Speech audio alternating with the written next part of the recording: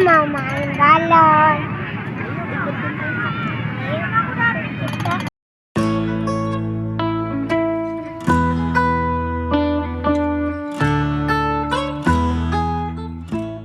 Rehan takut sama badut. Muhammad Rehan takut sama badut ya. Sana nggak bisa lihat, nggak bisa lihat.